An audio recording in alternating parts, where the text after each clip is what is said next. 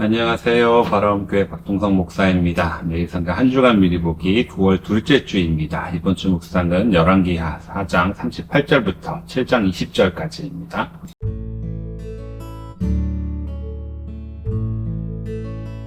먼저 4장은 엘리사의 기적이 4개가 기록되어 있었는데 지난주 본문에는 2개가 있었고 이번 주 본문에 또 2개가 있습니다. 38절부터 41절은 예언자 수련생들이 솥에 국을 끓였는데 그 국에 독이 들어있자 엘리사가 가루를 뿌려서 독을 없앤 이야기고요. 41절부터 44절은 오병이어의 구약 버전이라고 할 수 있는데요. 어떤 사람이 헌물한 보리빵 20덩이와 채소 1자루를 가지고 100여 명의 선지생조들이 함께 먹었다라는 이야기입니다. 이 2개의 이적은 당시의 선지자의 삶이 어떠했는지를 보여줍니다. 가난하고 힘든 삶을 살았다는 것이죠. 그 가운데서도 여전히 선지자의 길을 가고자 하는 이들이 많이 있음을 우리는 보게 됩니다. 이들을 향한 2개의 이적은 선지자의 길을 가고자 하는 이들에게 하나님의 격려와 같다라고 보여지네요. 이제 열왕기하 5장으로 넘어갑니다. 아람 장군 나아만의 나병 치유 이야기인데요. 1절부터 19절은 나병에 걸린 나아만 장군이 엘리사에 의해서 깨끗함을 받는 이야기고요. 20절부터 27절은 엘리사의 종 게하시가 나아만 장군을 속여서 선물을 받은 다음에 자신에게 문둥병이 생기는 이야기입니다.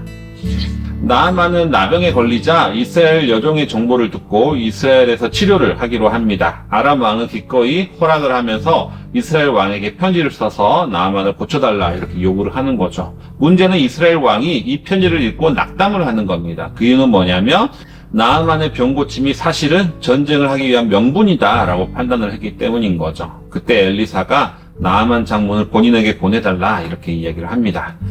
나아만이 엘리사에게 오자 엘리사는 그를 보지도 않고 요단강에 가서 몸을 씻으라고 말하는 거죠. 나아만은 화가 나서 발걸음을 돌리려다가 부하들의 조언에 따라서 엘리사가 시킨 대로 합니다. 그리고 몸이 깨끗해지는 거죠. 여기까지가 전반부 이야기입니다. 후반부에는 나아만이 엘리사에게 살해를 하려고 하자 엘리사는 거부하거든요. 그런데 엘리사의 사환이었던 게하시가 돌아가는 나아만을 몰래 따라가서 거짓말을 통해서 재물을 받아냈습니다. 그것을 알게 되고 결국은 게하시도 나병에 걸리게 되는 이야기가 후반절이죠. 보시면 이방인인 나아만은 나병이 나았는데 이스라엘 사람인 게하시는 오히려 나병이 걸리게 되었습니다. 이를 통해서 하나님의 은총은 민족에 국한되지 않는다라는 것을 알게 되고요. 어느 민족이 중요하냐가 아니라 주님의 뜻에 순종하느냐 불순종하느냐가 더 중요하다는 것을 우리는 알게 되는 거죠. 열왕기하 6장 7장은 아람과 이스라엘과의 전쟁입니다. 먼저 6장 1절부터 7절은 엘리사의 또 하나의 간단한 기적입니다. 선지생조들이 돛기질을 하다가 도끼가 요단왕에 빠졌는데 엘리사가 떠오르게 했다는 이야기고요. 이어서 8절부터 본격적인 아람과 이스라엘 간의 전쟁의 이야기가 시작됩니다. 6장 8절부터 23절은 아람과 이스라엘의 1차 전투입니다.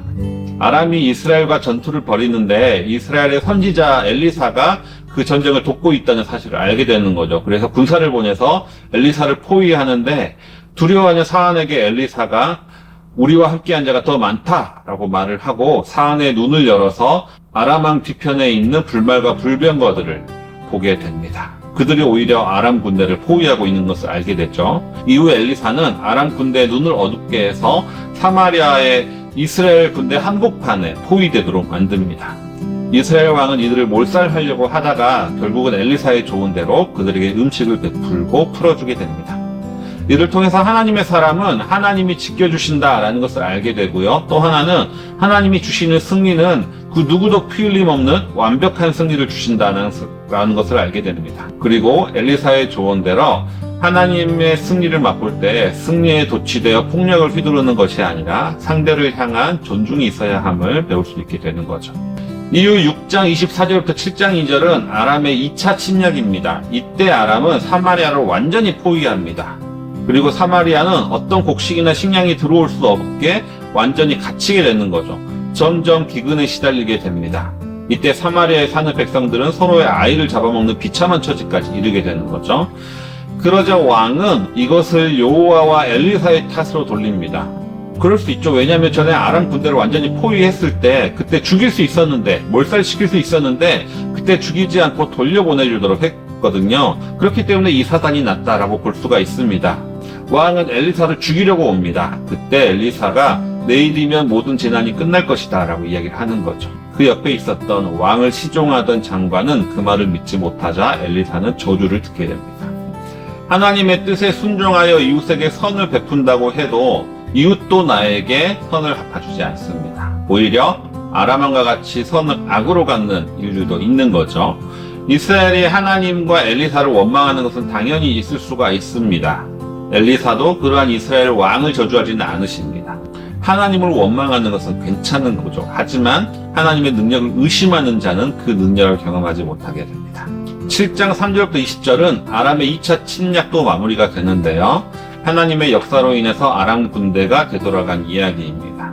선문 밖에 4명의 나병 환자가 어차피 죽을 바에야 아람 군대에 항복하자고 갔다가 아람 군대가 모두 도망갔다는 것을 알게 되죠. 이들은 사마리아 전쟁에 가서 이 사실을 보고하고 처음 이스라엘 왕은 그 사실을 믿지 않습니다. 그러나 신하의 제안으로 실상을 파악하고 나서 온 이스라엘 백성들이 성문 밖으로 나아가 아람 군대가 버리고 간 사람들을 약탈하면서 다시 이전 경제 상황이 회복하게 됩니다.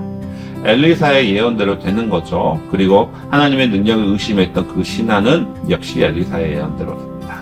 여기서 드라마틱한 것이 사마리아에게 전쟁이 끝났다는 복음을 전하는 이들이 가장 천대받던 나병 환자들이었다는 겁니다. 이들은 마을 안에도 들어가지 못하는 처지였고 누구나 무시하는 이들이었지만 이스라엘이 간절히 기다리던 복음을 이들을 통해서 듣게 됩니다. 하나님의 뜻은 그 어떤 이들을 통해서 우리에게 전해질 줄 모릅니다. 따라서 아무리 작은 자라 할지라도 우리는 그들의 말을 귀 기울일 필요가 있는 거죠.